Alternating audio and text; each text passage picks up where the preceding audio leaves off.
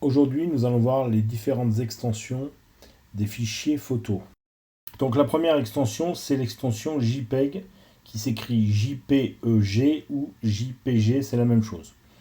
Le JPEG est un format de photo compressé, c'est-à-dire qu'à l'aide d'un algorithme automatiquement, l'appareil qui a créé la photo a diminué le poids de la photo en compressant l'image. Ça ne veut pas dire que un fichier JPEG est forcément léger. On peut avoir des fichiers JPEG de très bonne qualité. Par exemple, celui-ci fait 5 mégas, ce qui est relativement gros pour un fichier JPEG quand on voit que celui-ci fait que 63 kg.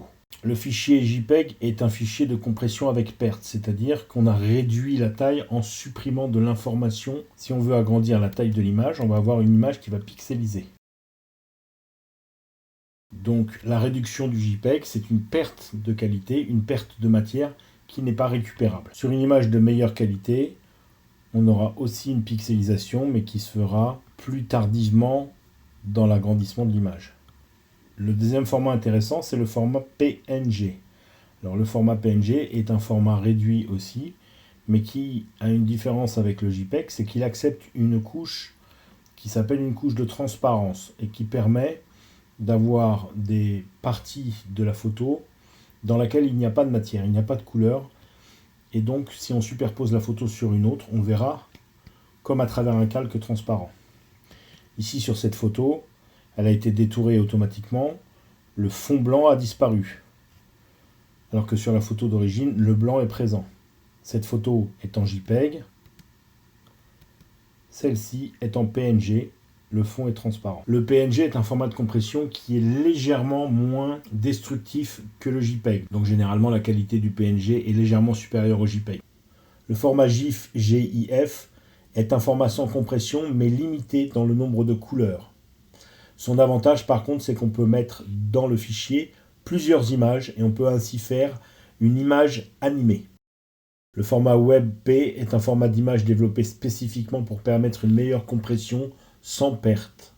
Il permet d'économiser beaucoup de place et est donc idéal pour les sites web. L'inconvénient, c'est qu'il n'est pas reconnu par tous les systèmes d'exploitation. Le point SVG est un format adapté pour le graphisme. Il ne convient pas trop pour les photos. Il n'utilise pas des pixels, mais un système vectoriel. Ce qui veut dire que l'image est agrandissable ou rétrécissable à l'infini sans aucune perte de qualité. Le format HEIC est un format récent et a une compression de meilleure qualité que le JPEG, donc pèse moins lourd et a une meilleure définition. C'est le format utilisé par de nombreux récents téléphones, mais malheureusement pas encore bien intégré sur toutes les plateformes et sur tous les systèmes d'exploitation. Ensuite, nous avons les formats bruts, les fameux RAW, R-A-W. La photo est sans perdition, le poids est donc beaucoup plus élevé, mais les informations contenues dans le fichier sont beaucoup plus détaillées, beaucoup plus précises, mais elles doivent être travaillées avec un logiciel spécifique pour pouvoir être exportées. Logiciels tels que Photoshop ou Lightroom. C'est le format des photographes car il n'y a aucune perte, aucune compression de l'image. Chaque marque d'appareil photo a ses propres noms d'extension. Chez Canon, c'est CRW ou CR2 ou CR3. Chez Nikon, c'est NEF, NRW. Pentax utilise PEF. Panasonic RW2. Sony le ARW, le SRF, SR2. Et encore Kodak avec le CR, le K25 ou le KDC. Epson avec ERF et bien d'autres encore que je dois oublier. Le poids de la photo est beaucoup plus important que les autres extensions. Et puis il y a le format PDF qui est un format de photo.